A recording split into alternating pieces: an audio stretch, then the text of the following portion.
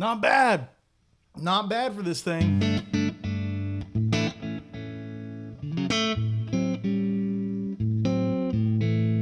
Right?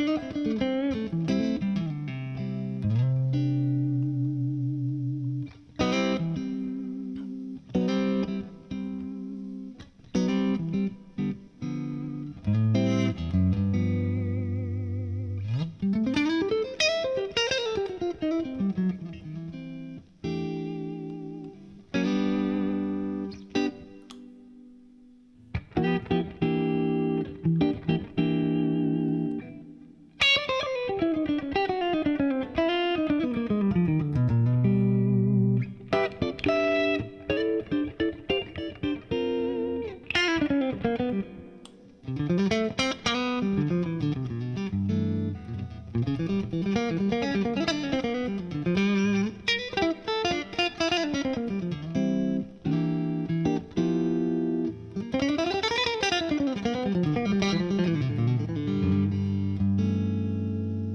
right, so this is the new Fractal AM4, and first and foremost, #1 team in the NFC North for the first time in a long time, Chicago Bears. Go Bears! This is our year. This is the one. We're gonna do it. We're gonna make it to the playoffs this year. So I'm pulling child of the 80s. Got to pull for my Bears. So first things first, go Chicago. Secondly, thanks to the Patreon members, we've had a fun week doing all kinds of different things. And thank you for the channel support and all you do to make sure we can keep all this stuff going. So housekeeping out of the way. This is the new Fractal AM4. I've had it here for a couple of weeks, maybe a month. You might have even seen the corner of it like laying inconspicuous out the side over here. And this is, I've been watching the videos of the release, and I thought it'd be really cool to live stream it, build some presets with you guys, kind of show you where we're starting. The version that I have is like a beta software. So there's like literally no presets in it. It just is it's blank grid. So the first thing that we need to talk about is what is it? And here's a camera shot, right? There it is, right there. There she is. Okay. I'm using my Woodshed compressor in front of it because I love that compressor. Selfishly, I love that compressor. Secondly, this is a 4-block item. A lot of people, #1 comment I've seen on all the channels, all the Facebook groups is like, well, what's different between it and the FM3? The FM3 has rows and rows of grids on the grid of like all the different things you can do. This is 4 at a time. The other thing is like, what's the price point? I think this thing's supposed to be about $700, give or take. I know there's if you go to the Fractal page, you have to get this direct. There's not a dealer for the Fractal items. And a lot of people are like, well, who's it for? Again, let me give you a reference size. This is the Keeley. This is a pedal. It's just on mine. This is the Keeley Octosi. And as a size reference, it's basically like, let's see there. Yeah, it's like if you took 2 of these maybe, or like this, it's like 2 1/3 of the Octosi. I mean, the buttons are almost at the same point. So it's really kind of like 2 1/3 Octosis. Yeah, there we go. Right. So that's the size difference. And I think the size is a really big reason in why you would want this. FM9, you can see it laying right here on the background. That's killer for live. I mean, it's a ripper. In the studio, I use the Axfex 3 because I don't need to step on anything and I can take my time building my presets or whatever. Now, the other question is, so question #1 is, well, if I've got the FM3, do I need this? Essentially, no, you don't. But if you want a nice backup, dude, there it is. Or if your FM3 is, on your church gig or something, you want something to play at home. Okay. Next up that I've seen in the hot topics is, what if I've got the VP4, right? Okay. My favorite product that Fractal makes is the VP4. I'm an amp guy. If I want a Dr. Z, I'll plug in to the Dr. Z.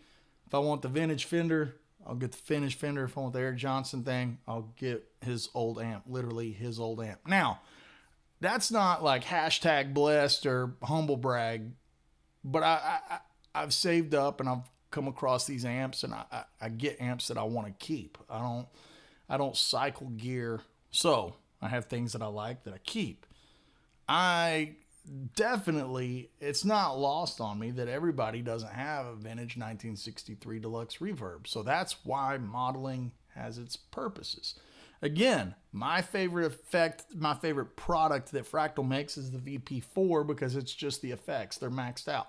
Does the AM4 replace the VP4? No, it doesn't. There's certain things that the I'm talking, I guess, in reverse. We're going to talk about what the AM4 cannot do. It can't have just rows and rows of stuff like the FM3. The other thing is it doesn't have all of the effects like the VP4. It doesn't have the crazy high horsepower effects. We're talking like crazy pitch shift stuff, big algorithm CPU hog type of effects, right? Like crazy reverbs, right? So now let's talk about what it does do. Basically, for the price of, a lot of competitors stuff out there, like there's so many amp in a box things, right? Strymon Iridium, and Universal Audio's got a whole line of things. Line 6 makes everything. They just had a big release with that Helix Stadium. That's killer. That's not what this thing is supposed to go against. I think this is like, what's the baby quad Cortex that's little? I think that's what this is supposed to kind of be in line with. This is the kind of rig that, it'll fit in a gig bag. It literally will fit in a gig bag, which I think is really killer. And you get 4 blocks. Think of it like that, like blocks. So you have an amp block, and instead of having a separate amp and cab block, we'll get into all that. Instead of having a separate amp and cab block, they're in one block now. The delay, the reverb, you have all of your working type stuff. It can be in a preset mode. It can be in a virtual pedal board kind of mode. All that stuff is available in this thing. It could do a lot of things. It's really, really hyper powerful. Is it for you? Hell, I don't know. You know what I mean? You're the one that knows what you want to do, right? I think some of the dumbest things I see are like, this is perfect for... It's like, man, no, but it's only perfect for you if you like it. Like, I know I got a friend here in town that he buys all of the super high gain amps, and he's got all of the pickups that are super hot output. He'll buy a brand new guitar and put hotter output pickups in. Everything's got to be on 100. Like, that's just the way he rolls.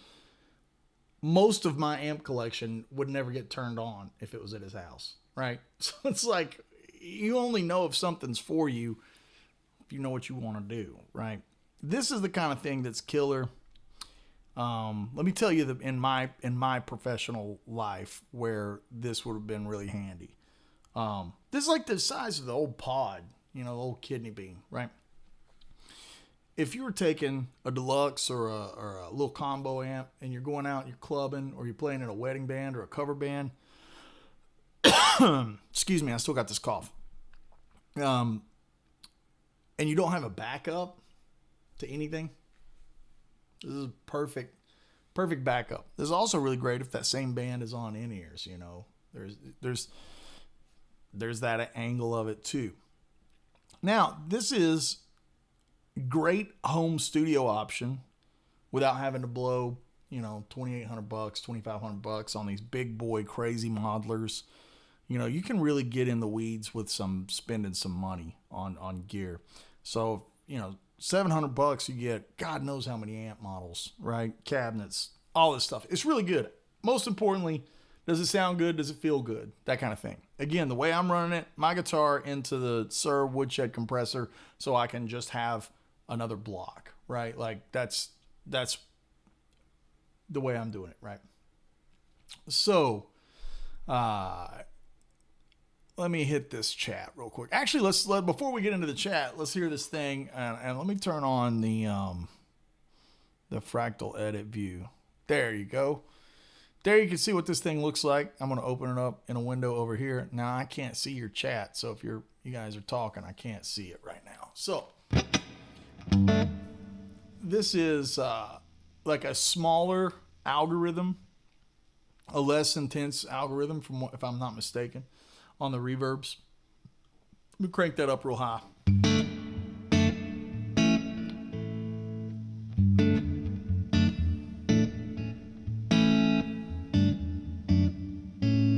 It sounds great though.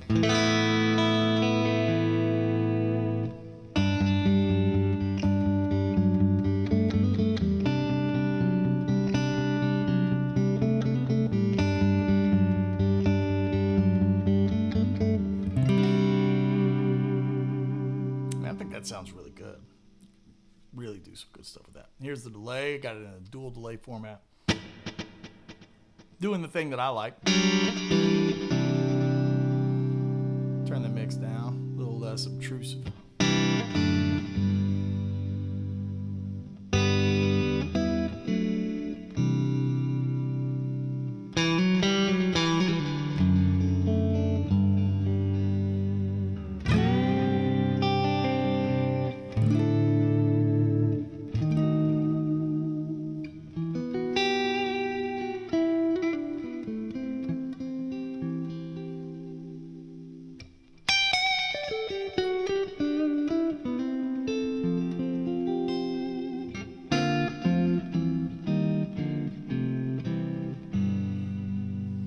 Now, on the drive block here, again, you get 4 blocks, and this is why I'm using the Woodshed comp, so I can have my compressor and my drive going, you know.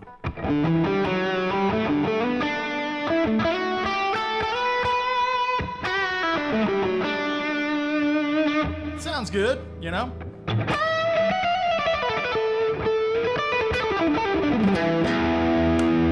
humbucker in, yeah.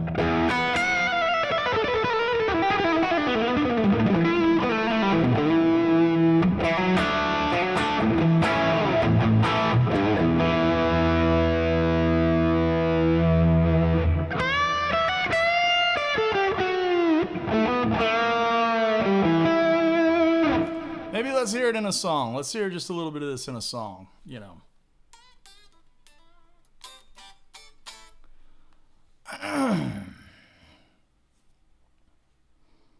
What about Flooded Mind? Let's play Flooded Mind.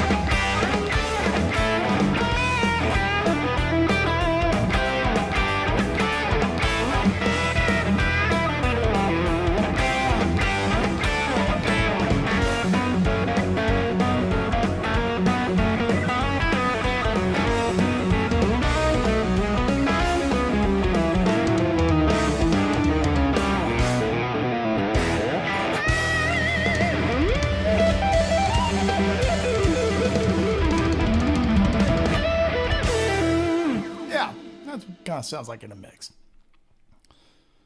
Man, felt like I was going to choke to death playing. So this is kind of a lower gain patch, you know, and this is just the eternal love drive, you know. It's like gainy but not.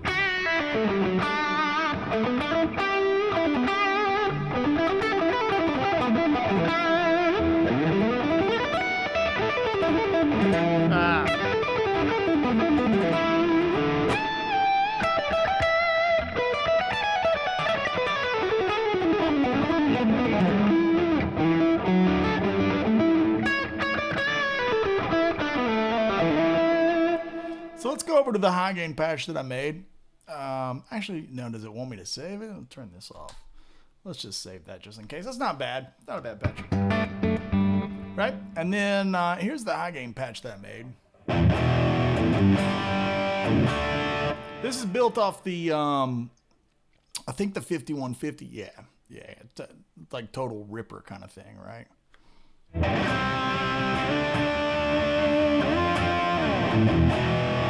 Total gainy kind of thing. Let me show you how the cabinet block works. So in the amp and cab block, it's all in this one thing. Instead of having to use a separate block like on other items, you just go down here to the cab section and there's your cabinet. This is, you know, I've got the microphone way over here and I think it sounds good.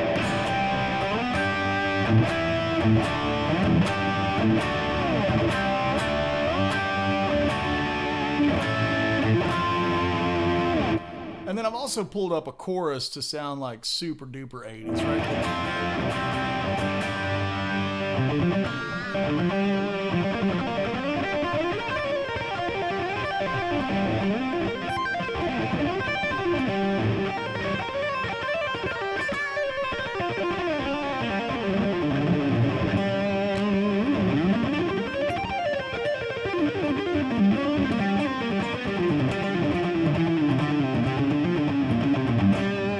way easier to play that stuff on that kind of sound than it is that other sound, right?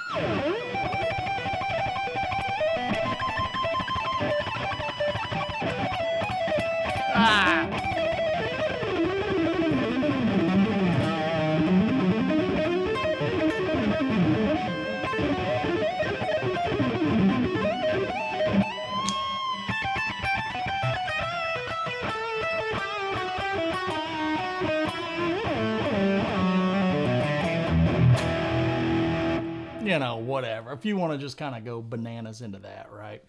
So, I think the chorus is a super fun trick. You know, this is talking about the AM4 doesn't have like the pitch shift thing, so you can't really do the eventide thing, but this is a close enough approximation.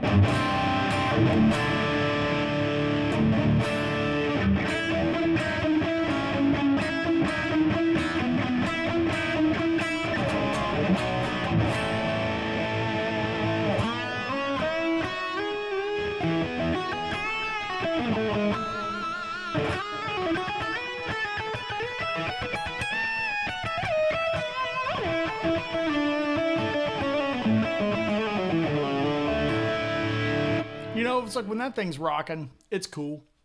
The other thing I've got on here that's kind of nice is this drive block. I've got it set up for an octafuzz. So let's turn that on.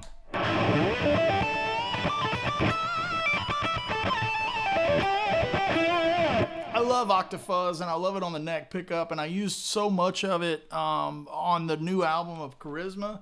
in Shoot the Sun Down and Rooster. It's like a main part of Rooster with the...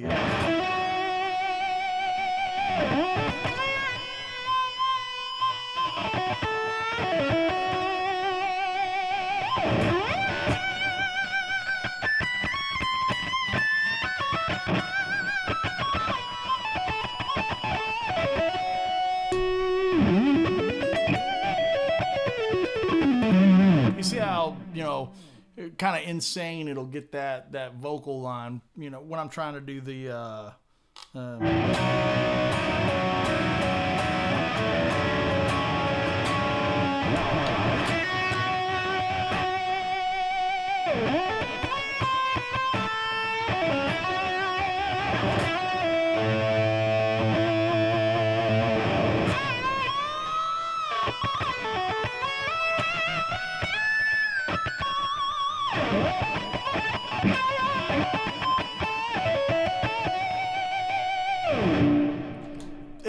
I love that sound, you know?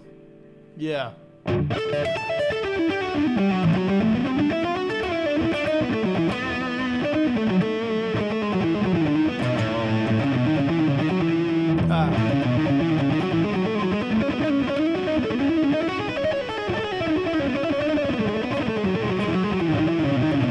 That sucked today.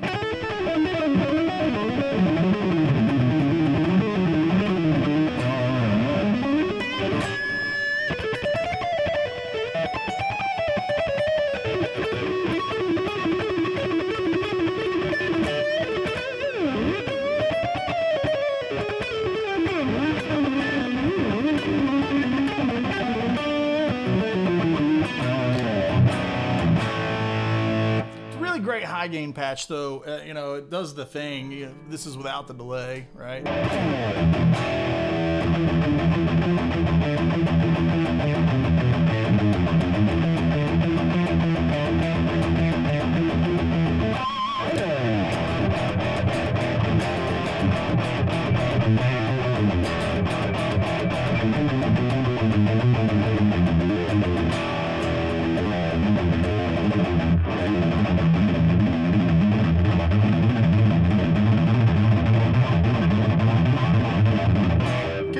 Kind of foolishness if you play like that. I'm not really that guy, but it, you know, shoot, it's in there.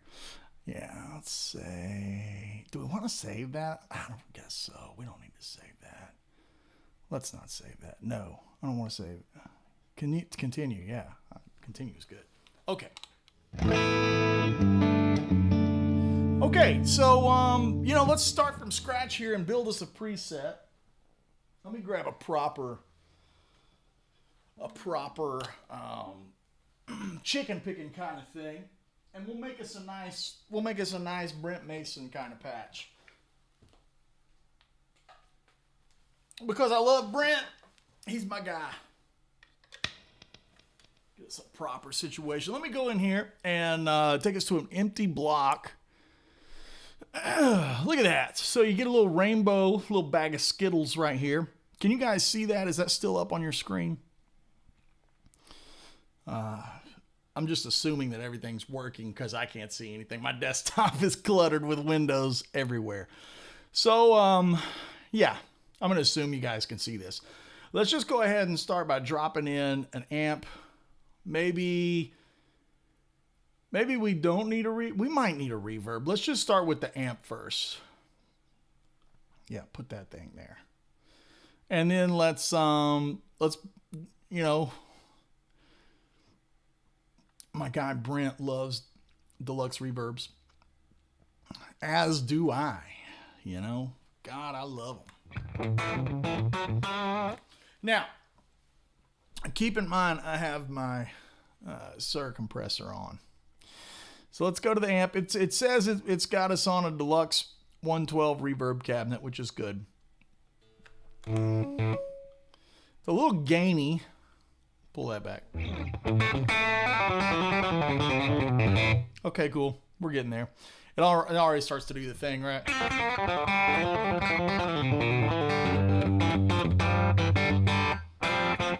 Let's compare this. Let's compare these deluxe reverbs, you know, because here's the normal channel.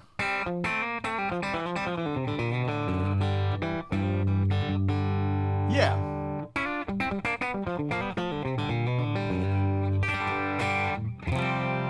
I mean, I think that's kind of doing the trick right there. So let's just gain it up just a little bit. Yeah, that's rocking. This is already starting to do the trick. Oh, you can actually dial in some of the reverb in the cab. That's Jonathan Cordy. Ladies and gentlemen, YouTube's very own golden child, Jonathan Cordy, guitar player extraordinaire. I was chatting with him on Instagram before I live streamed. He posted a video of the AM4 today, and I asked him for his lead patch because it sounded sick. He says the reverb's in the block. You telling me there's things I can do? Extras? Is it in extras? Is that room level? Is that what that's called, John? Is that their version of reverb? You want to just sweep it and find out? Oh, wow. Okay, so there's like a doubler. So that automatically already starts getting that little Brent kind of thing. All right, so let's get back in here to the EQ and the gain structure of this thing.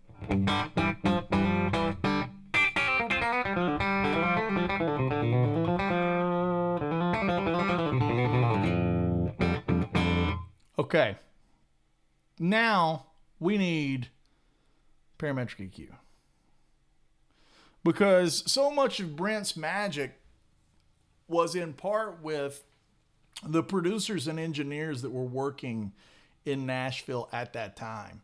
And if you notice, that's why Brent's tone is so wiry. And look, if you go to the Alan Jackson tones, they sound different than the Brooks and Dunn tones.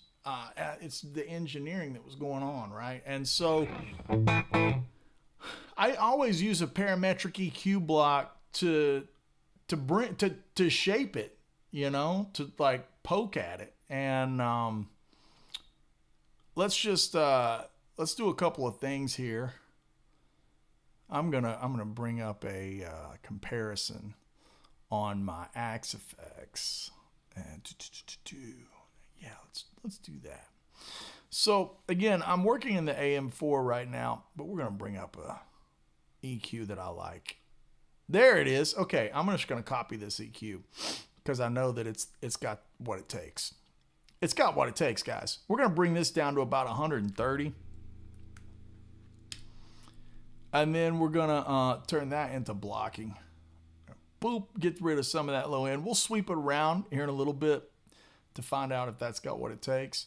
I'm gonna bump a little bit of this 400, about 3 dB first of all, and then we're gonna change the Q of it a little bit so it's not so. I'm gonna shape that bad boy around a little bit. Let's put it right about there. See how it's already starting to get that low end a little bit more period accurate. This is without it.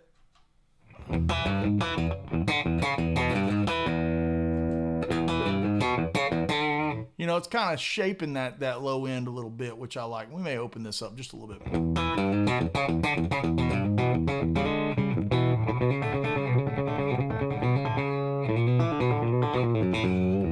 Okay, now let's get to the mids, which really is really important. I find it to be about, you know, about 1,000, right? And then let's make the Q sharp again because we want to grab that one frequency. We kind of want to grab that one that we're after. Maybe let's make it, yeah, right there. And then let's just dump it. Let's dump it about 7 dB. See what happens. Yeah, she's starting to take shape now. Keep walking that dog right there.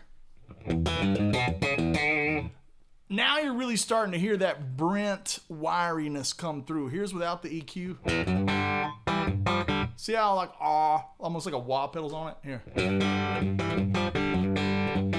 So those mids are kind of shaved out and it's starting to really take shape. There's one more little thing that I do is about 4K. You know, let's do it on this one right here. Let's take this at about 4K.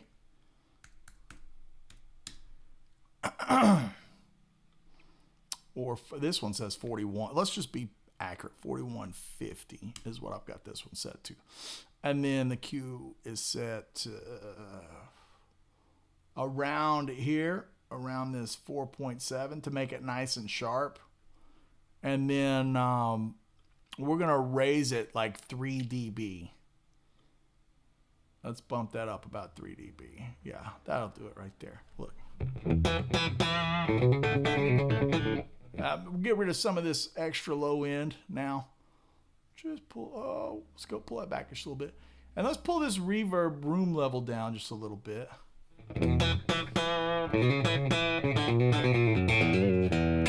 Boy, it's already starting to take shape, isn't it? So now, let's just start bringing in the top end of the EQ just a little bit more. Bring that up. It's doing the thing, man. It's starting to do it. Let's add some sparkle sizzle. I don't know, at around 5.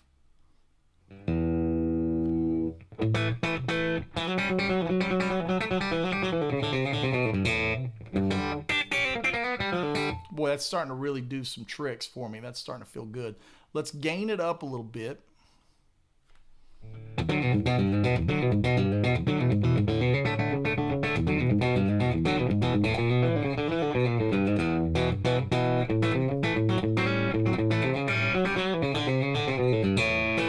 Yeah.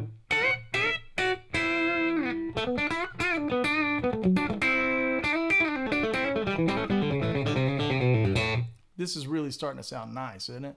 I feel like it is. I feel like I'm just talking to myself. That's what I do. I get in here and I get to start dialing stuff around. I start talking to myself. Let's pull that down. Pull that up.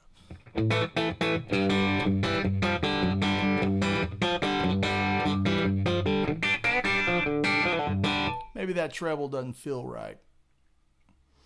Maybe gain back just a little bit. Okay, now we can kind of rock.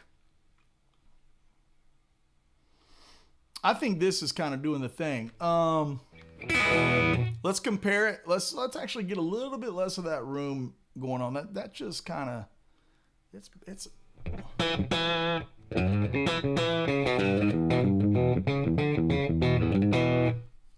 now let's just put some more spike in the mids. I like this frequency right here.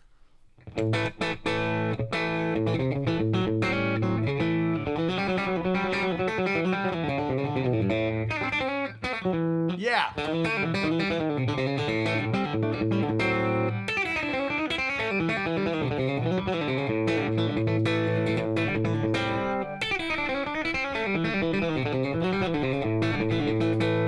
Now let's do it without it.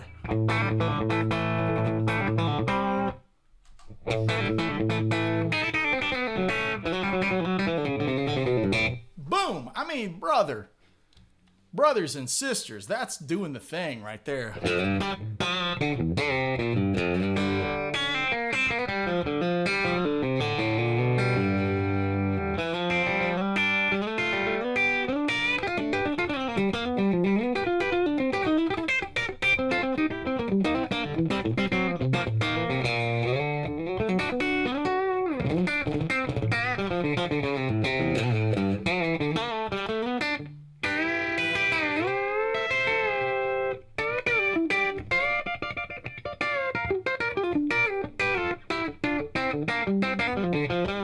I think we could put a little presence in there if we go, do they have the ideal expert edit is this thing? Yeah. So this is, now you could change put the bright on and off. You could change the bright cavity. Here, let's put the bright on, see what happens. I like that a lot.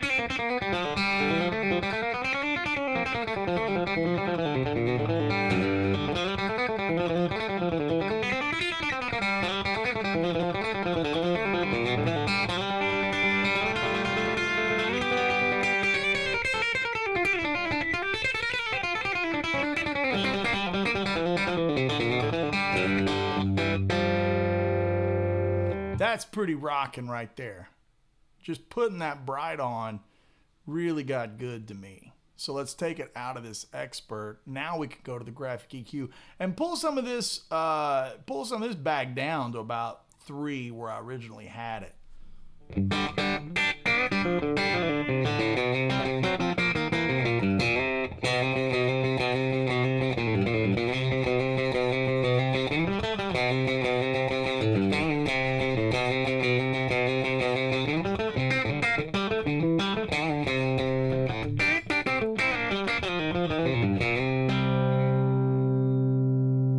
I think Brent would like that.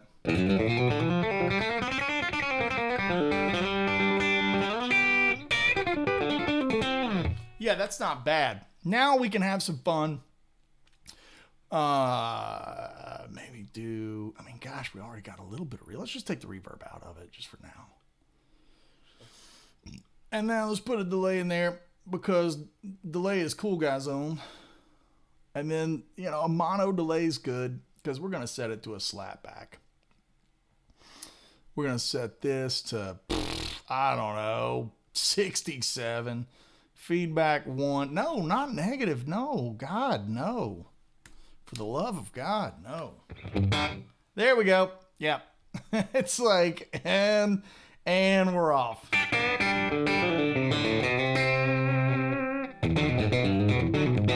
Now we can pull that delay level down. Yeah.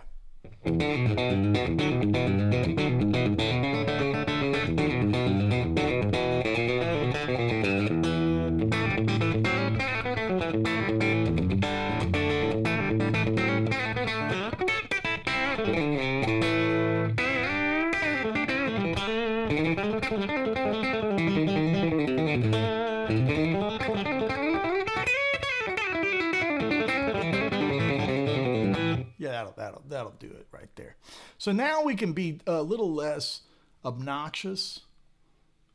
Maybe put in a tremolo for this block because I feel like if you're doing country, you're gonna want that trim.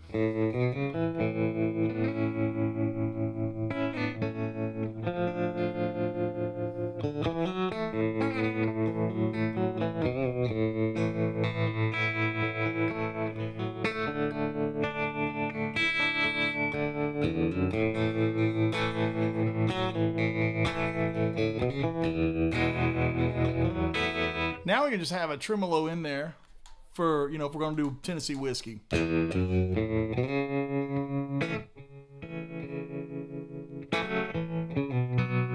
Right, that'll work, right. We got us a great Brent Mason sound. So let's just name that bad boy. Let's do A-Wood, Timu Brent. Yeah, I'm Brent from Timu. Right, let's save that. Yeah, you wanted Brent, you can't get it, I'll do the gig. I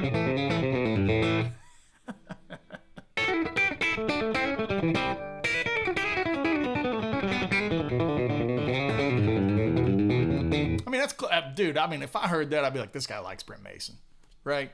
I mean, I think that's it.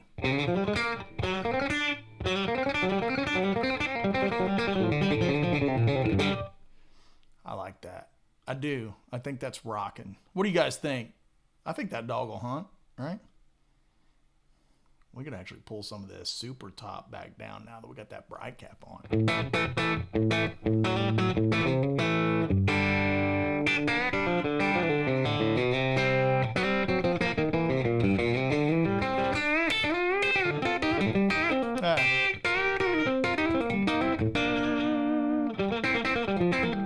Yeah. Yeah.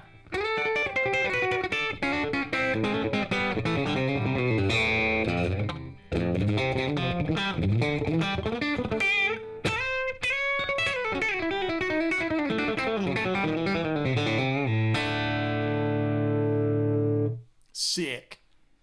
Freaking sick. Yeah, I think that sounds good. So, like, you got a nice, like...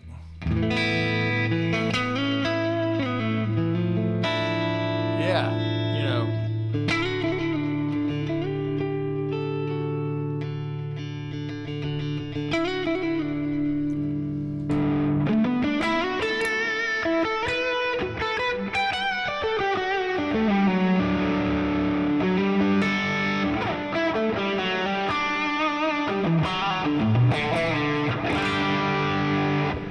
that thing, you got this thing.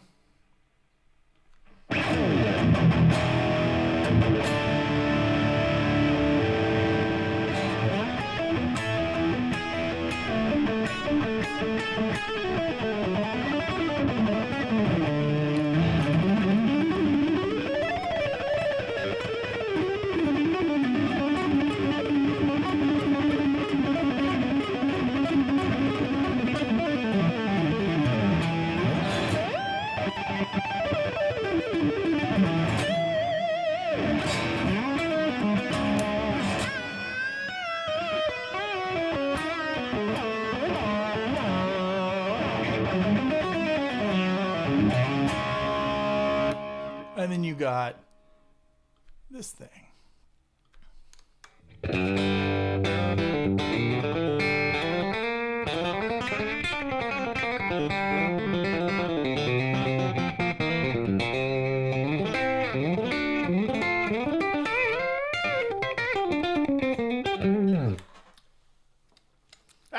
That's my tricks. That's all I got. That's both licks and all three keys, right? Let me let's get the chat going here so I can chit chat it up with you guys. Is it okay if I turn this off for a bit? Yeah, that way I can see some things on my desk. Okay. All right, let's take a look at the chat. Man, you guys are rocking. Good God, a lot of people are in here in this chat, which is great. Now's the point of the show. We got all the people in here. Go to my website, buy my crap. You know, you want my presets? Go buy them. They're $4. We're at the point where now it's like, oh, dang, I get on social media or I watch a YouTube video and it's like, everything is like, click here to buy now. And dude, I'm guilty of it, right? Like I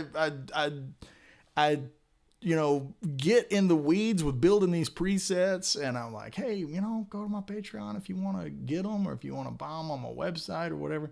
But man, y'all know as well as I do, it's like, man, every other thing you swipe on is like, click here, buy now.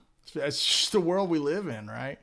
But in all seriousness, if it wasn't for Patreon, I want to take a second here and just say this, and I really mean it.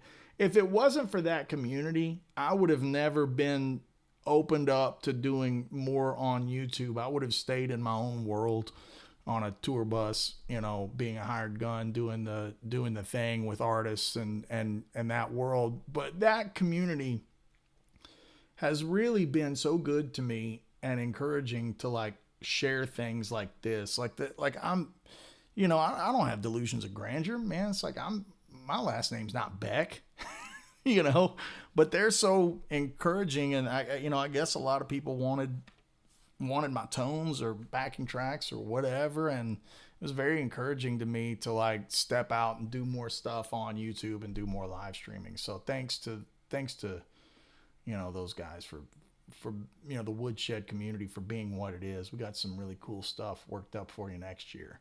So I'm really excited. Yeah, man, some bros are in here. Rhett Scholl's in here. Rhett and I talk often, but rarely about guitars. We tend to talk about cars more than anything.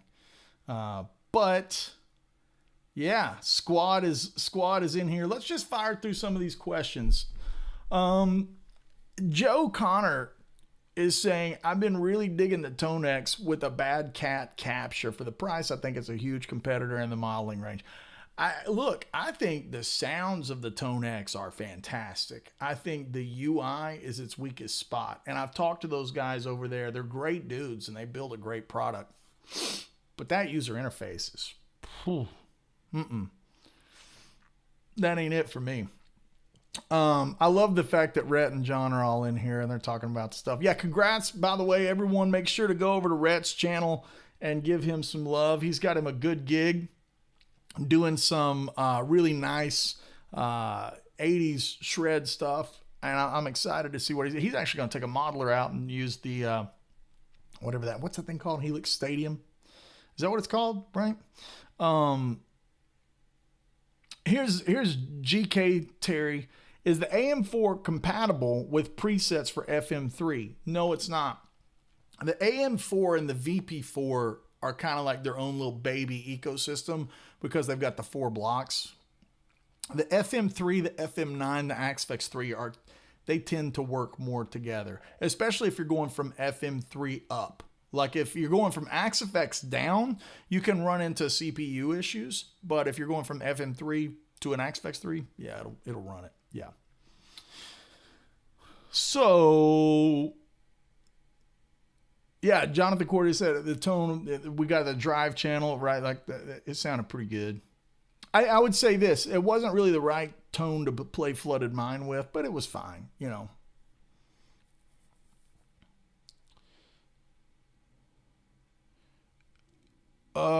Scrolling licks, a lot of licks. Okay, here's a good one. This is a lot of modern metal focuses too much on the world's darkness instead of trying to alleviate it. Here's what I would say. I think a lot of super modern metal, I don't know about lyrically, but it's gotten to the point where it's so smart with the polyrhythms and stuff, it no longer sounds heavy to me. Does that make sense? You guys know what I mean by that? Like a lot of super tech, prog stuff. It gets so smart that it no longer sounds heavy. Like things that sound heavy is like No More Tears or like Walk. And I'm not saying that because they're old, but I just think shunk, junk, junk, junk. Those kind. That's what stuff sounds heavy to me. That's like, God, that's heavy. That's just my opinion, right? Okay, Wes is saying, thanks for addressing the Van Halen balance pitch shift thing. It was the only thing I saw that made me think twice. That chorus is more than good enough substitute. For sure. It's like, I love that era of Van Halen. And it's funny because all of my buddies, we're talking the Pete Thorns of the world, dudes that I love and respect, they don't love that as much as they love the old, like Phil X. Phil X loves the young Eddie, and it's like, dude, give me that right now. I'm not saying it's over that. I'm just saying, like, boy, how do you not like that live right here, right now? That with on the Ernie Ball guitar, woo, that is an Eddie Van Halen that I love. I love it, man. So good. So that's always something that I immediately try to find in a new piece of gear that's supposed to be multiple effects and supposed to do a lot of different things. I was like, okay, can it do clean? Can it do a mid gain? Can it do a high gain? Okay, now what do the delays sound like? Okay, well now what does some of that pitch shift stuff sound like? Does it sound like that super watery, balance era stuff that I think sounds sick, dude, yeah.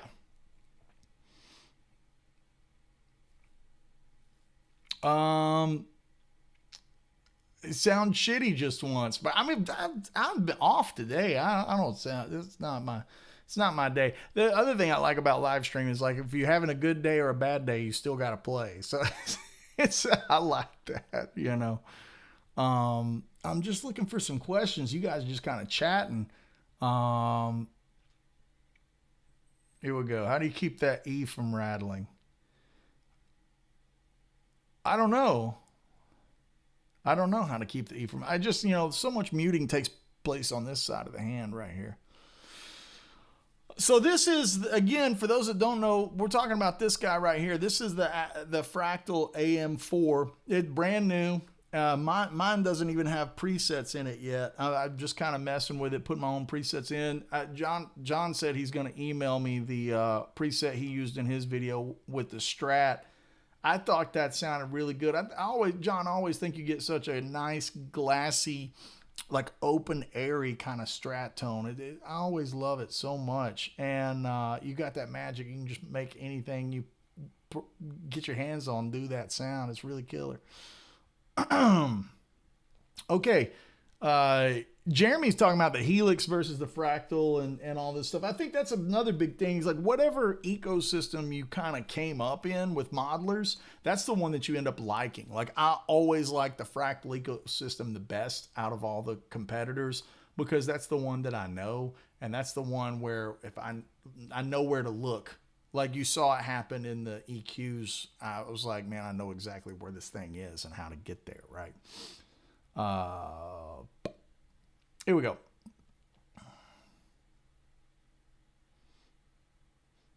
if we put it into a preamp, we're talking about acoustic stuff too, man. You know, that's another thing we might be kind of fun to do at some point, is put those acoustic preamp, you know, I've got, you know, this Billy Strings acoustic that I'd like, you know, I've used in some live streams and stuff with the Axfex on tube preamp. That'd be nice to have in here. So when you're playing a gig, if you've got acoustic and electric, you could have an AB box for the two instruments and go into the AM4. Let me say that slower. We're going to use this as a description. You could have your two guitars on this side, and then they go out into the AM4, and you step on a switch to change between the two guitars. So when you're on your acoustic guitar, you can go. So you're essentially condensing what goes to front of house into always use, you know, the same unit. So I think that's where this would be really powerful too, especially if you're doing like a little bar gig or club gig, you know, and a jazz type scenario. We're playing some backing tracks.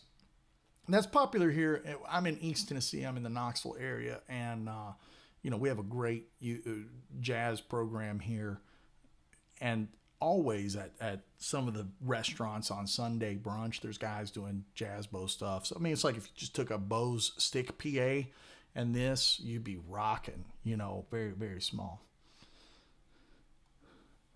AM4 versus VP4 for effects only. I'm thinking VP4 is just fine for that. You not only, okay, look, if you're going to go effects only, I would not get the AM4. I would get the VP4. That's where I live. I live in like amp world with like pedals and effects. So that VP4, I've got 3 of them. I've got them on every board that I have. So VP4 is the jam for me personally. Lucas, how are you? Talking about the Brent tone lessons. Hey, so I'll tell you what, you want the chops. Maybe we'll do a little, I just posted, did you see the Zach Top solo that I posted that's actually Brent on the record? Yeah. So Feline Empire, this is a great question that's not related to music, and I just want to answer it. Dude, from a human perspective, what really moves you? Not just guitar. Yeah, things that inspire me. People that dream really big, like that shoot for the freaking moon, like the guys that engineer some of these theme parks. Like I love the behind the scenes on the engineers and the Imagineers to these theme parks. I think that's so fascinating and inspiring. Engineers in the automotive world, I'm a big car guy. I love cars, and that's really inspiring. Chefs really inspire me, guys like Bobby Flay and Gordon Ramsay and these dudes that can just change your life with a meal. I think that's really inspiring. That's stuff that really moves me. Yeah. The Prairie Dog says, your guitar, the tremolo doesn't seem to affect your pedal steel licks. Can you comment on that? Yeah, I think my guitar is awesome. I do. I think it's just, it can do a lot of stuff. I think, you know, but again, it was built and designed from my imagination with the combining of different elements of guitar, Fender, and some of John Suhr's elements that he came up with the modern and how he got all of that guitar to work really well. And then implementing it into a Tele style guitar. Working really hard on multiple revisions of the pickups over the years. And again, that tremolo and John's setups, it's like, you know, I'm wearing the team colors for a reason. I think John Suhr built some great stuff. And yeah, I mean, you could totally get away with bending all over the place on that thing. True World says, I feel I spend way too much time messing with modeling software and I end up getting pissed. I'm old school. I love the tones, just not the time. That's where you go to guys' pages like John Cordy or whoever and just download the tones. Like that's the number one coolest thing about the modeling stuff is you just go download the tone.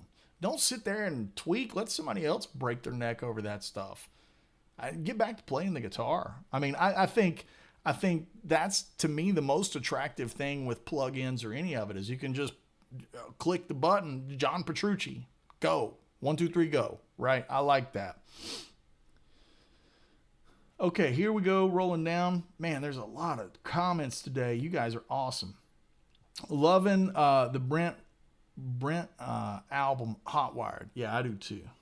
Steve Smith says FM3, VP4, or AM4. Steve, what do you want to do? That's the question. What do you need to do? What's the purpose? If you want the most power, then you need the FM3. Do you need grab and go and you're not making complicated things like you're using tones like what I made? Then the AM4 is the answer. If you're a guy like me and you've got a collection of beautiful tube amps, then the VP4 is the answer. I mean, I'm basically on this wall. You can't see it over here. This wall is just a big old analog Axe effects. It's like, I'm not going to plug into the Lone Star model. I'm going to plug into that Lone Star that's right there. You know, it's like, there it is, right? Same with the Dr. Z or the, the Plexis or whatever. I got a Diesel Herbert behind this diesel cab and a KSR and a 5153 over here. It's like that. I use the Axe effects for the things that I don't own. I don't own a Dumble. Like, I don't have a Silver Jubilee. I don't have a Bogner Ubershaw. I use it for things that I don't have, Were you at the CMA Awards? I was not at the CMAs this year. I work with Gary LaVox on his solo stuff. It's kind of the only gig that I'm doing right now that's a hired gun kind of sideman thing. And the boys didn't play, so it wasn't a thing. I'm not going to go to like be seen. Like I'm not really a scene kid. Not that there's anything wrong with that. There's a lot of folks that I know that went and had a great time. But I'm not that guy. I want to say this publicly. Congratulations to one of my biggest heroes of all time, Paul Franklin. He's been nominated for CMA Musician of the Year, I think 32 times, and he's never won. He's the greatest steel player of our generation. Like, there is no Travis Toy without Paul Franklin. Paul is the guy, and this is 32 years overdue. So congratulations to Paul Franklin.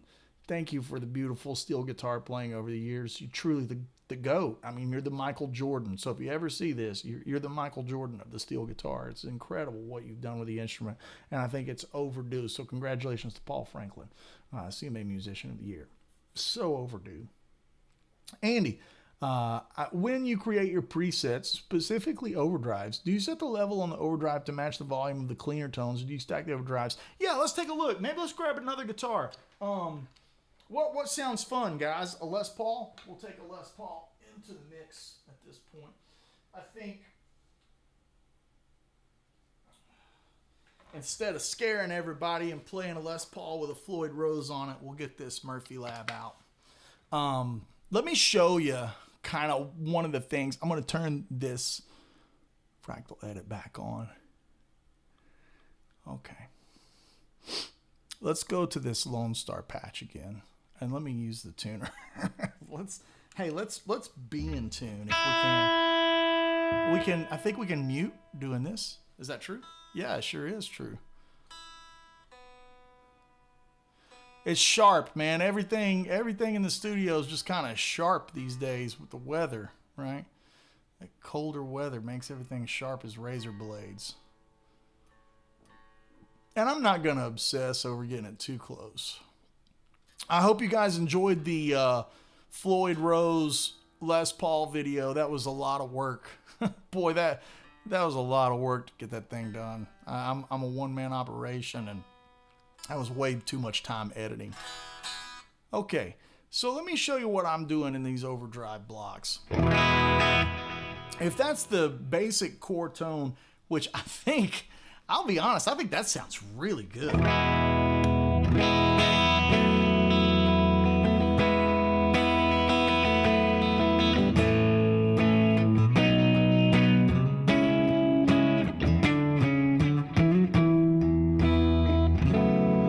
Sounds really, really good.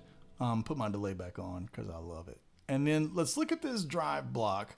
I've got this maxed out because I like it. And also, it sounds good.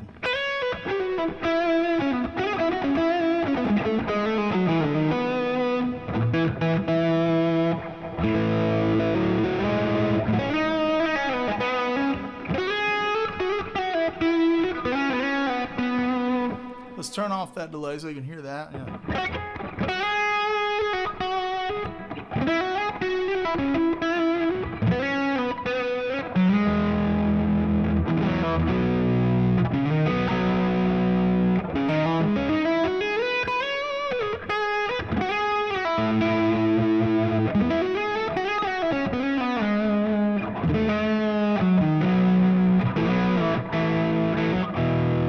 So in this block, I got it set to where it's kind of like a unity game.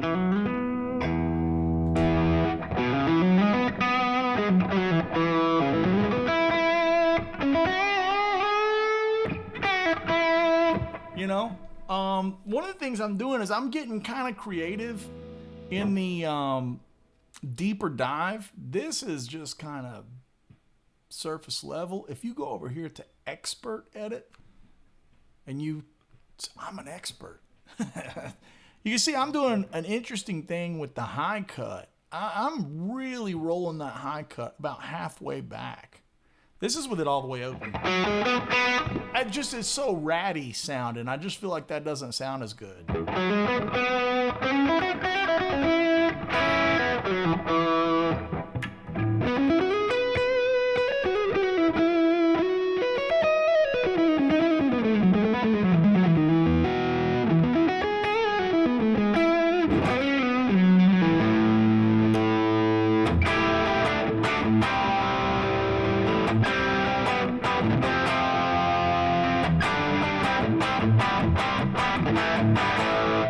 So it's not really Guns N' Roses-y. I just wanted to play it just to see how that would sound.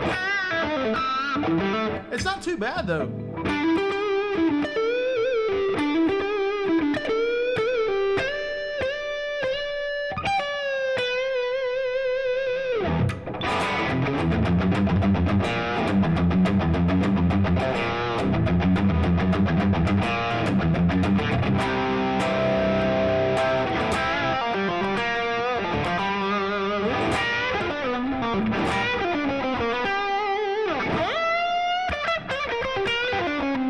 You know, basically that top end roll off is my jam for getting that smoother fusion-y kind of thing.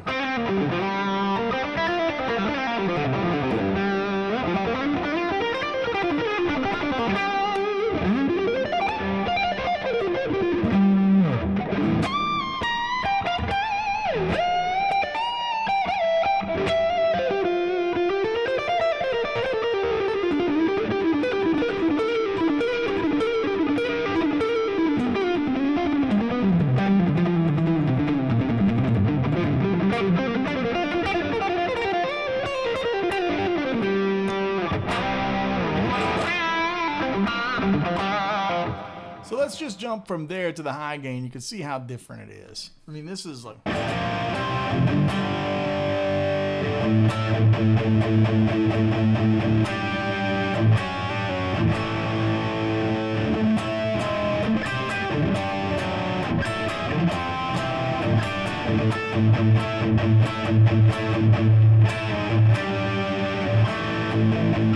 little out of tune. Let's tune that baby up.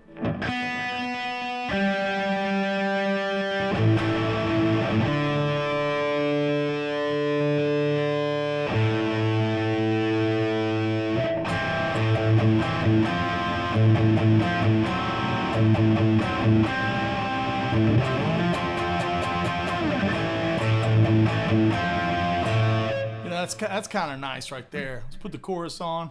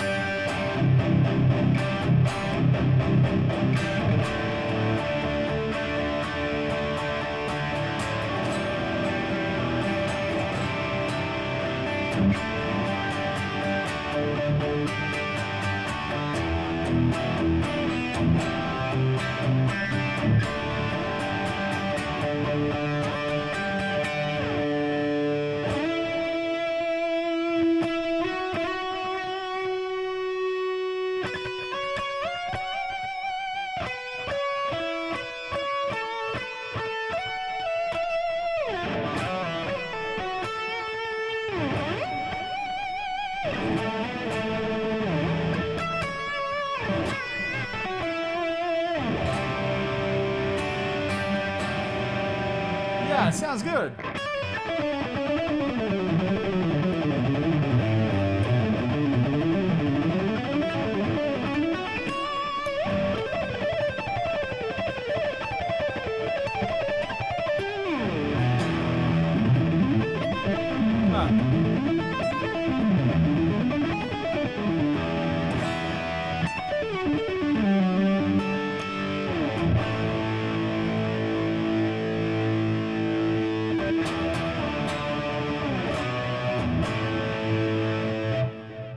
Yeah, I think that sounds, super 80s in a good way, right? It's outside of being out of tune a little bit, right? We can fix that.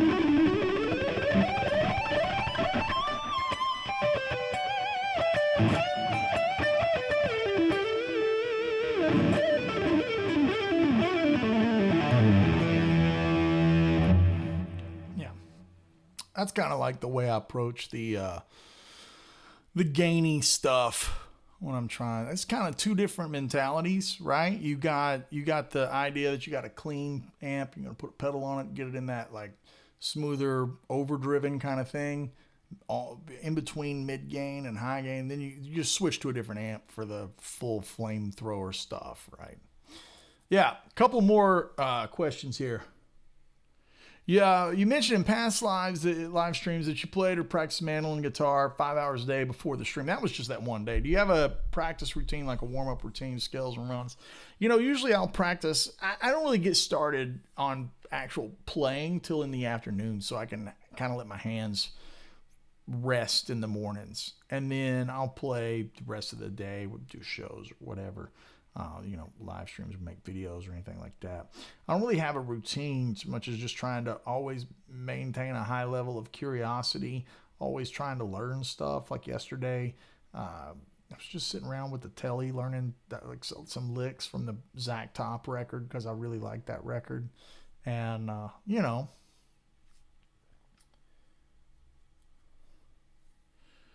yeah. I mean, here's the thing. Dave's talking about the Fractal pusher. You need to go way back. I was using Fractal in 2014 on the Scott Stapp tours.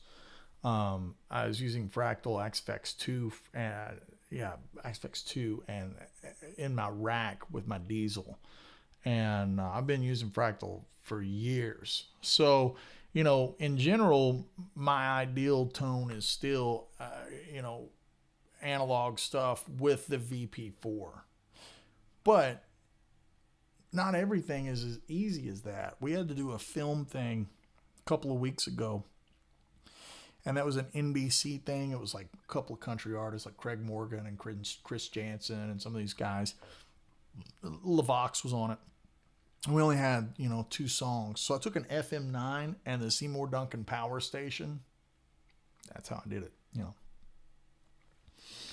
Where can I buy your encyclopedia of tasty licks? Well, I'll tell you this. I've got about 600 or so video lessons on Patreon. So if you're interested, and that's a serious thing, that for $5 a month, you get access to all of that. And then at $25 a month, you get to join our live masterclass we have every week. So I think that's the best deal that I got. Andy, late arrival. How does the Fractal respond to the guitar volume? It responds great. I mean, I'll give you a quick demo right now. Let me just show you. Let me tune it up again.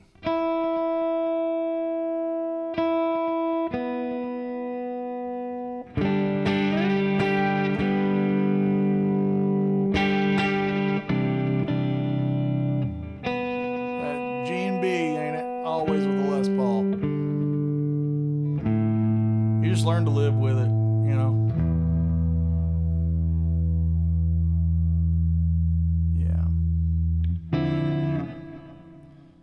take this delay off so you guys can hear it.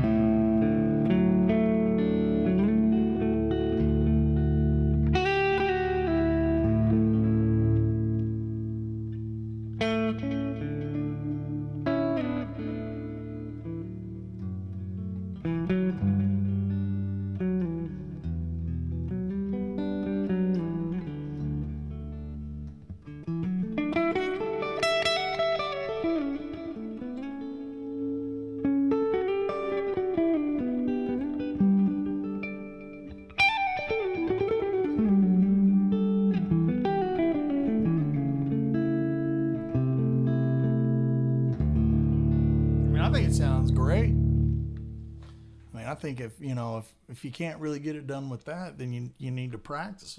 I need to practice. So yeah. Southern Shade is in the house. Bijou is quickly approaching. Cannot wait to be able to sit in front of the live rig. Yes. It's going to be a good show. Hey, I'm going to do some giveaways. The Bijou has given me a few passes to give away. I'm going to talk to Chuck, and we're going to come up with something fun. So make sure you're following me on Instagram and Facebook and those places. And I'm going to give away some tickets over there for the Bijou show. That's December 12th. It's almost sold out here, kids. So if you're in the East Tennessee area, we're going to be I'm headlining at the Bijou Theater. It's going to be a beautiful night. A lot of good music. Great band. So love to see you guys there and come hang out with us. That's December 12th. Right. So let's hit a couple more questions here. We've gone over a little bit, but it's a fun day. Anytime you have new gear day, it's a fun day, right? Is the Bijou show going to be released? We're not videotaping this one, but there's, it's just the nature of it, right? You can't videotape all of them. But we got more stuff coming for you. It's good stuff. Do the frets on the Gibson feel extremely low compared to the Sirs? Yeah, they do feel low. What type of magnets in your telly? The single coil one is, I'll have to get online. I think it's Alnico 5, I think.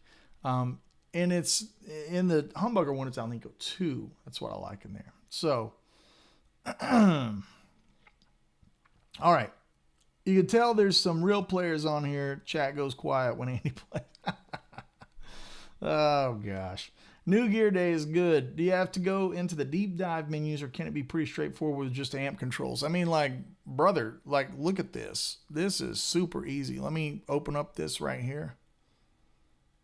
Fractal edit. Yeah, let's open up that patch. And if I go to the amp setting, look, right there it is.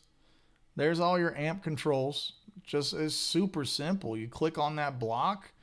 There's your amp controls. If you want to adjust the cabinet, right there it is. I just got it on cabinet number 38, 412 recto. Microphone right in the middle. Boom. You know, little drive, little delay, little reverb. You're kind of cooking. A lot of times tone is a bit like making a good steak. You know, you ever go out to eat sometimes? I know I go out to eat sometimes, and you go to a restaurant and you pay way too much for a steak, and they've done so much to it, it's unrecognizable as the steak anymore. Versus if you go to a really great restaurant. There's a great steakhouse operated here in town by Tim Love. He's a world-renowned chef. He's from Texas, and this is like his satellite restaurant. And it's called the Lonesome Dove. Lonesome Dove in the Old City in Knoxville. Fantastic, extremely expensive place. I don't get to go treat myself to that very often, as much as I'd like to. But that steak comes out, we're talking butter, garlic, salt, and pepper. Like it's incredible. I'm using that metaphor for tone because a lot of time guys, they get so far in the weeds of editing and changing and shaping and moving that it no longer takes on the character of a great guitar tone. So a lot of times, things that sound great, they're kind of straightforward, unfortunately, on the back half of that, it exposes bad playing, much like a very simplistic recipe would expose a bad cut of meat, right? Like on a steak. If you got a very straightforward kind of tone, it's going to expose pitch and timing issues and things that just don't sound good, That's kind of the way I look at it. Andy should get a commission because he sold me. Man, here's the thing, guys. I got to tell you, I don't get paid to do this. I do this because I'm trying to give back to the guitar community. I remember coming up on Rig Talk, and there's a website, a forum page, Huge Racks Forum. Steve Stevens will be on there, and Pete Thorne will be on there. And I was just a young kid coming up in the game, and those guys were always so giving with knowledge. And they would, the guys that were more experienced, they would go out and buy the gear, or guys like Pete would have endorsements, and he would demo the gear and post videos back in the day. This is before it was like it is now. And I'm just trying to pay that stuff forward to, I'm in a position now with a very blessed career and work with manufacturers really close on product development and stuff like that. And I just want to give back to the public so you guys can make the good decisions to help you do your gigs and help you go out and sound good. I've got this almost naive opinion that the more guitar players that sound good, the better it is for guitar. We don't need people going out there sounding like a sack full of crap, getting made fun of, being turned into a meme on YouTube because they sound like crap. That's bad for the guitar. That's bad for guitar community. So my opinion is this high tides raise all ships kind of approach. So I'm trying to show you guys, is the AM4 for you? Hell, I don't know, but this is how it works. It's like that's something that's really important that you guys know. I don't do that kind of thing.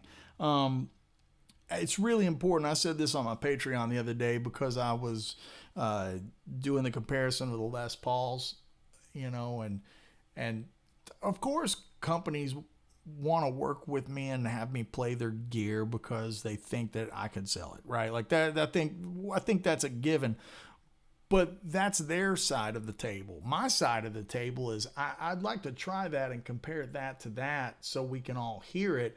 But I also need to be able to say this sucks, right? There's an integrity thing that I've got to be able to maintain. And if I'm on the take, it's not good, right? The only time I'm on the take is if it's a signature thing. And at that point I have, it's so far in development and co-developed that it's like, I really believe in it. Like if you see like the Andy Wood gearbox, like that's I really believe that that's a great sounding pedal, and the Andy Wood Woodshed compressor. Like, but when I'm comparing, a Fractal or an Octavia or a couple of Les Pauls or things that don't have my name on it, it's important that I can be like, this sucks. Like you heard me say it today into live stream. It's like, I love the Tonex and the way it sounds, but that UI is not, I mean, hey, that ain't it. I mean, when I'm a pretty savvy dude, and when that thing had me baffled, I was just like, we got to simplify this, So, and that's not dogging on Tonex. I think if anybody wants the Van Halen patch,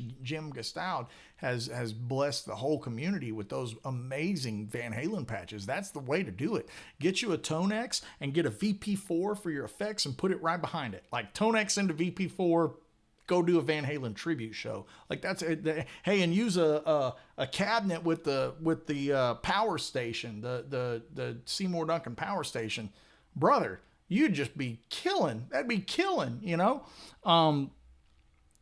So it's definitely not a dig at that. It's just, it is what it is when it comes time to, speak the truth. I think that's also a big reason I wanted Woodshed compressor to be so simple on the layout, and it just, I like an easy UI so I can get in there and make it happen quick. Same way with this thing. You don't have to mess too hard to get it to sound good. So, yeah, thanks for the kind words, but I try to stay out of the I try to maintain a great relationship with companies so I can say something's good or bad and have the trust of the viewer, the listener. Trust of the listener is really important to me. It really is. Without that, you got nothing. You know what I mean? There's so many guys get out there and everything's the flavor of the month and it's the next latest thing. It's like, man, I can't believe anything they say. I need to play it for myself because they say everything's great. Like everything can't be great. Andy, do you bump the mids too for your smooth tones or just use the high cut? In the VP4 or the AM4, I haven't had enough time to mess with it. I'm still sweeping things and experimenting, so I don't have the experience with this unit to tell you the truth on that. Everything's different,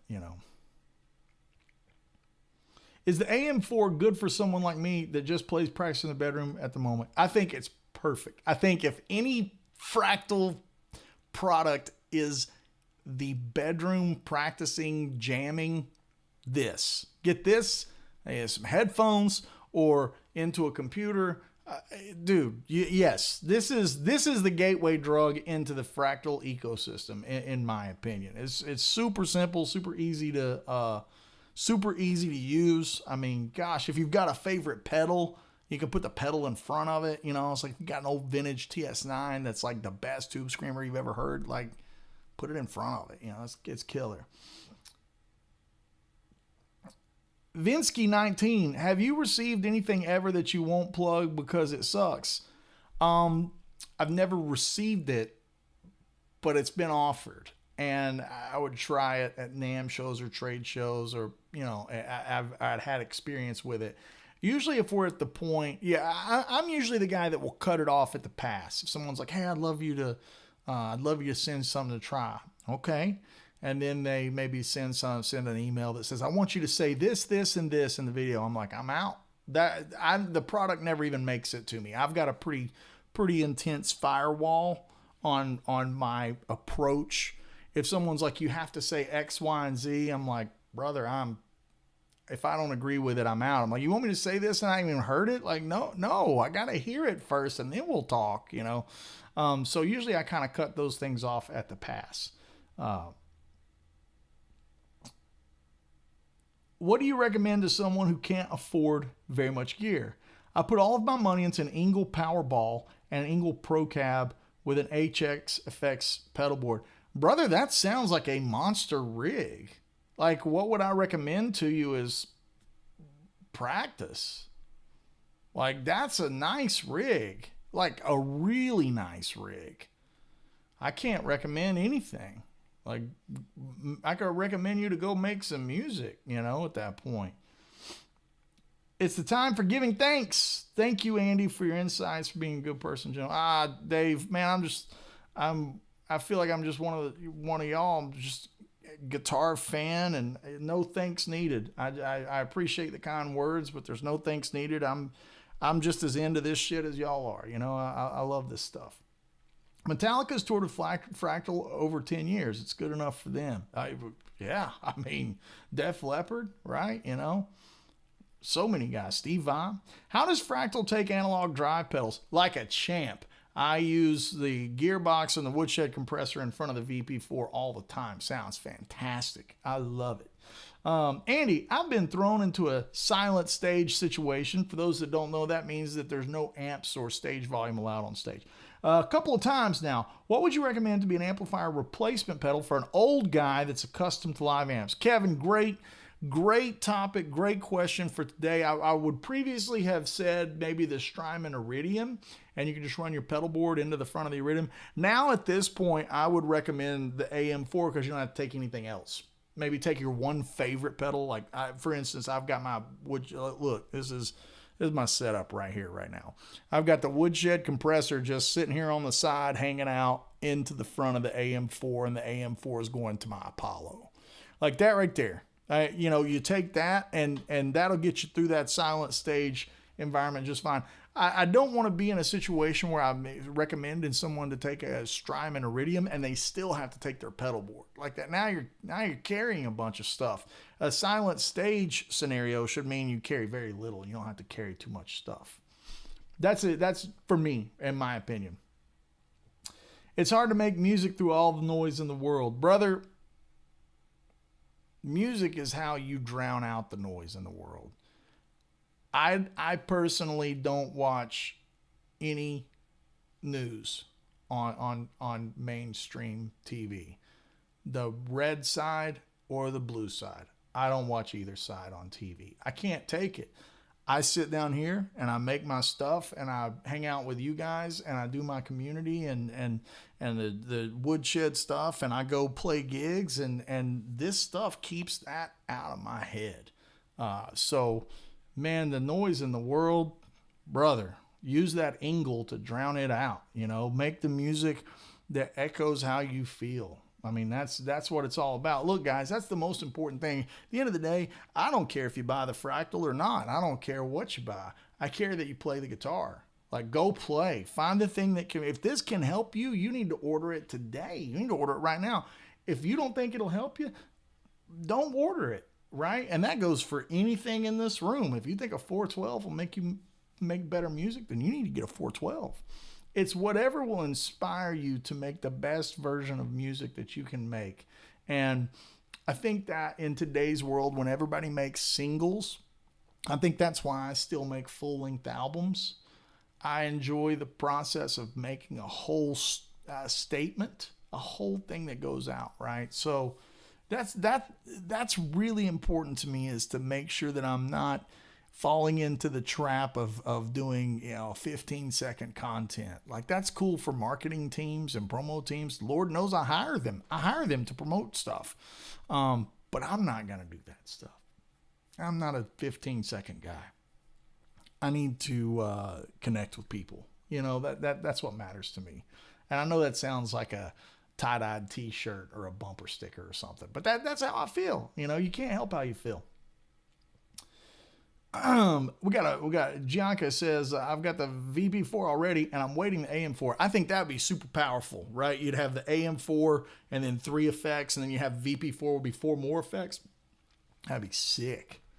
The one thing the VP4 lacks is a good polytune. Really? You don't think the virtual capo in the VP4 is good? Brother, I think it's killer. I'm surprised you don't think that's killer. What do you miss? What do you miss in the VP4 virtual capo? I mean, like, I'm not gonna track an album with it, but if I had the Skank Bangers playing, me and Ben Eller's 80s band, the Skank Bangers playing, and we got to play a Motley Crue song, you got to drop the tuning, just hit the button. It'll be fine. It'll be fine. John Cordy chiming in with the coup de grace. Andy confirmed to last longer than 15 seconds. I don't know if that's true. I think it's more like Andy's just not going to do it. I'm just not going to go there. Okay. Here we go. Do a VP4 and AM4 stream one day. Sure, I'd be happy to. That'd be cool. I use a drop tune on the VP4 all the time. We play some things, drop D and drop B. It sounds great. I think so too. That's Johnny Charles chiming in saying that he thinks it tracks. I'm impressed with the speed. It really tracks really well on the, the riffs or the single note lines and things like that. Like, you're playing, I don't know, like Kickstart My Heart or something. You got to have that whole step down tuning. It's great. I think it's great. Andy, do you have fractal block settings for sale? Really like your approach to gear and playing. I have whole fractal patches made, and you can just steal the blocks from it. It's an ethical thing where it's like the block is so minuscule, I feel bad charging for it because it's such a small piece of the thing. So I sell the patch or like a group of patches for like $5 or whatever. It's like you get on the andywoodmusic.com and all kinds of different patches are on there. I'm going to make some for the AM4, and obviously the stuff we worked on today will be in that. And then I've got some coming for VP4 as well. So there's going to be a lot. I really like this ecosystem. I've only got one small amount with the Line 6 Helix stuff. I don't like that UI a lot because I didn't grow up in it. And I know a lot of people are asking for Kemper as well. I don't have a Kemper. But we may get to that eventually. But I don't sell individual blocks. I sell the presets. It's just a little bit ethically more comforting to me. I don't feel bad charging $4 for a handful of presets. If I charged $4 for a block, I'd be like, what am I doing, man? I should just email the block, at that point, right? Fractal Forum admin just mentioned you can plug the AM4 into the VP4 using SPDIF to avoid conversion lag. I think that's a neat trick. Yeah. Jacob says Dave Lavallo is saying I sold my Dream 65 and Lion. Yeah, I think the Dream 65 and Lion are great pedals. I think, it's not better or worse. It's just if you had 4 of those, they would take up more space than one AM4. I think that's really what it boils down to is footprint, right? Like that's really what we're talking about. This thing will fit in a gig bag on the front of like a Reunion Blues or a Mono or something like that. It'll fit in that, which is kind of neat.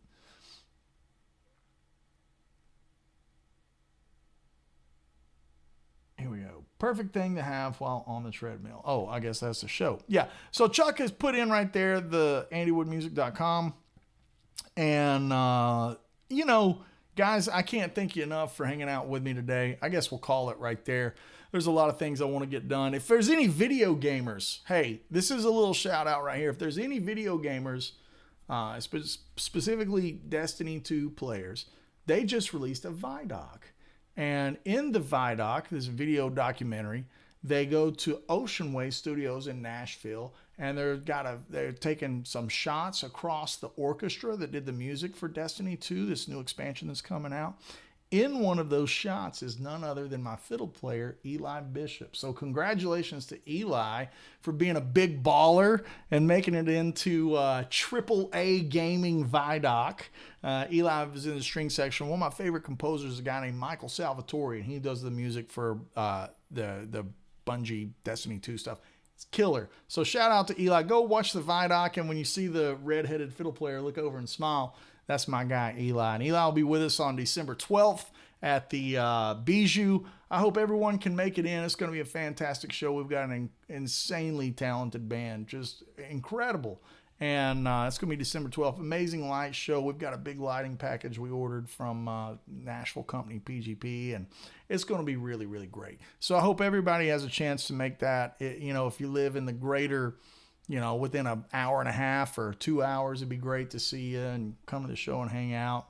We're going to be using some very loud amplifiers and rocking exponentially life-sized, I guess you would say. So thank you, guys. I want everyone to have, if you celebrate Thanksgiving, man, bless you and have a great holiday.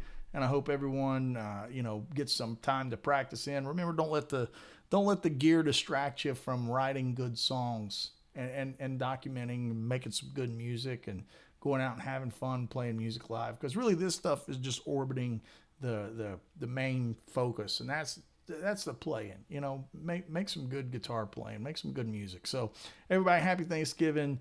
Much love to you. Be blessed.